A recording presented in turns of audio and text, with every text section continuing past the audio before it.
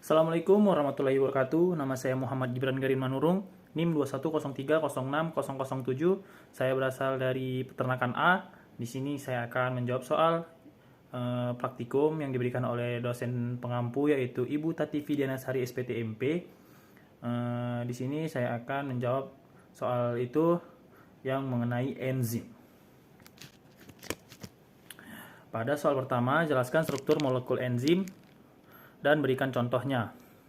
Di sini saya akan memberitahu struktur molekul dari enzim, di mana ada dua, yaitu protein dan juga koenzim. Enzim biasanya disebut dengan whole enzim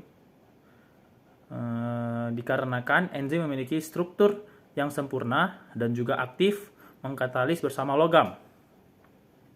Kemudian lanjut ke struktur yang pertama, yaitu protein. Pada protein biasanya sering disebut sebagai apoenzim. Pada apoenzim ini enzim bersifat dominan dan mudah dipengaruhi oleh suhu dan juga pH. Setelahnya ada kofaktor. Kofaktor ini berfungsi sebagai katalis yang mampu meningkatkan kerja enzim.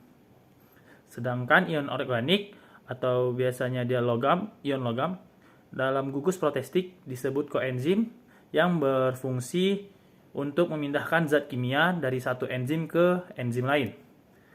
Lalu untuk penjelasan kofaktor tadi dibedakan lagi menjadi dua, yaitu koenzim sebagai senyawa organik atau vitamin, di mana senyawa kovalen akan beringkatan dengan enzim.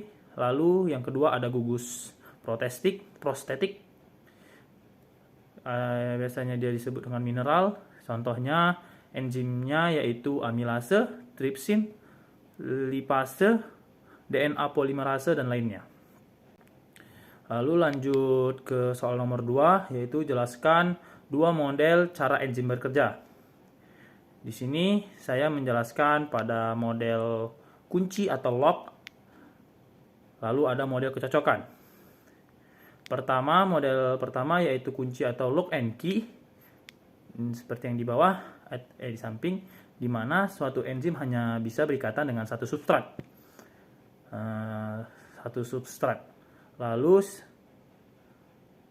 Lalu enzim ini bisa mengikat substrat pada satu sisinya saja.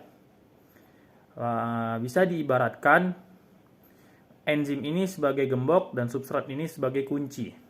Jadi dia akan berikatan, tapi hanya dalam satu sisi saja. Lalu enzim dan substrat tersebut berikatan menjadi kompleks, seperti enzim substrat.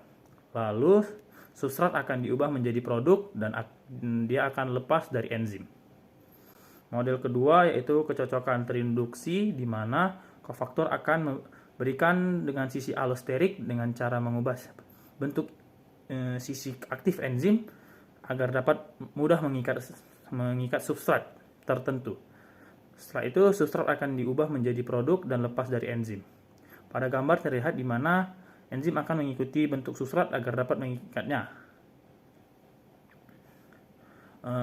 Enzim bisa mengikuti bentuk substrat agar mudah mengikatnya. Lalu lanjut ke soal nomor 3, jelaskan klasifikasi enzim secara internasional dan berikan contohnya. Pertama ada oksidoreduktase, di mana enzim oksidoreduktase ini adalah enzim yang dapat mengkatalis reaksi, lalu oksidasi atau reduksi suatu bahan. Contohnya alkohol dehidrogenase. Lalu ada transferase enzim. Transferase enzim ini ialah enzim yang ikut serta dalam reaksi pemindahan atau transfer suatu radikal atau gugus. Contohnya heksokinase.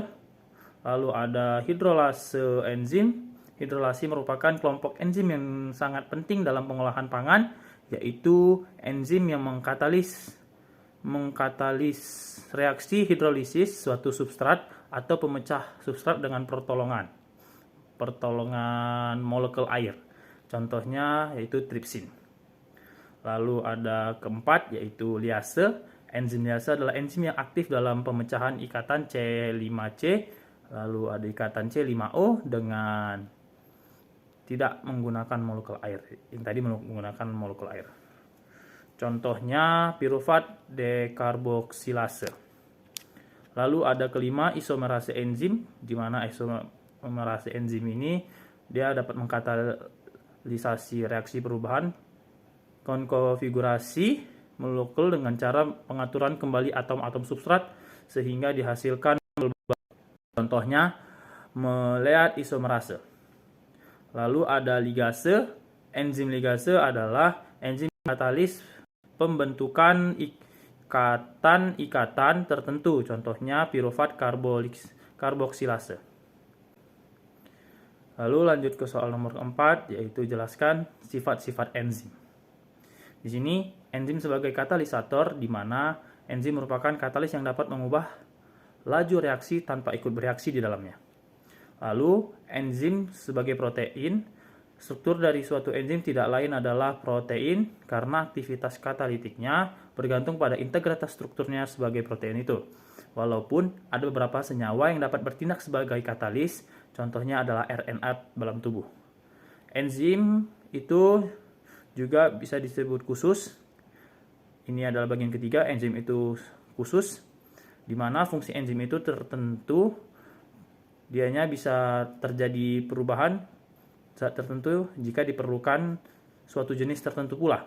Misalnya enzim katalase hanya digunakan untuk menguraikan H2O2, lalu amilase hanya untuk mengkatalis amilum sebagai substratnya.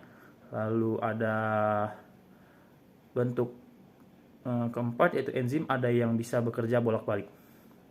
Beberapa enzim kerjanya dapat bolak-balik, misalnya enzim lipase dapat bekerja untuk mengkatalis molekul lemak menjadi komponen penyusun yaitu asam lemak dan gliserol, atau sebaliknya menyusun lemak dari komponennya. Lalu lanjut ke soal kelima, jelaskan bagaimana proses katalisator bekerja. Pada proses ini, suatu reaksi kimia dapat terjadi jika molekul yang terlibat memiliki cukup energi, di mana energi internal memiliki cukup energi ada pada dalam tubuh internalnya, di mana untuk membawa ke puncak bukit energi. Di situ, saat sudah dibawa ke puncak energi menuju reaktif yang disebut tahap transisi, energi aktivasi suatu reaksi adalah jumlah energi dalam kalori yang diperlukan membawa semua molekul satu senyawa pada suhu tertentu, di mana dia akan menuju tingkat transisi pada puncak batas energi. Lalu suatu reaksi kimia dapat dipercepat dengan dua cara. Di sini saya akan memberitahunya. Yang pertama adalah meningkatkan suhu dan yang kedua adalah memberinya katalis. Keenam, yaitu jelaskan faktor apa saja yang mempengaruhi kerja dari enzim. Pertama, yang dapat mempengaruhi kerja enzim yaitu suhu. Suatu enzim sangat dipengaruhi suhu lingkungannya pastinya. Kenaikan suhu 10 atau 100 derajat Celcius, 10 derajat Celcius, kecepatan enzim akan menjadi 2 kali lipat. Lalu yaitu pH-nya. Semua enzim peka terhadap pH dan non-aktif pada lingkungan pH yang sangat rendah, atau bisa disebut asam. Dan pH tinggi atau biasanya basa. Contohnya enzim pepsin memiliki pH optimum 2, sedangkan enzim tripsin memiliki pH optimum 8,5. Lalu konsentrasi enzim juga dapat mempengaruhi kerja enzim, di mana substrat dan kofaktor. Jika pH dan suhu suatu sistem enzim adalah konstan atau terus-menerus dan jumlah substrat berlebihan, maka laju reaksi sebanding dengan jumlah enzim yang ada. Sebaliknya, jika pH, suhu, dan konsentrasi enzim konstan, maka laju reaksi adalah sebanding dengan jumlah substrat. Yang terakhir yaitu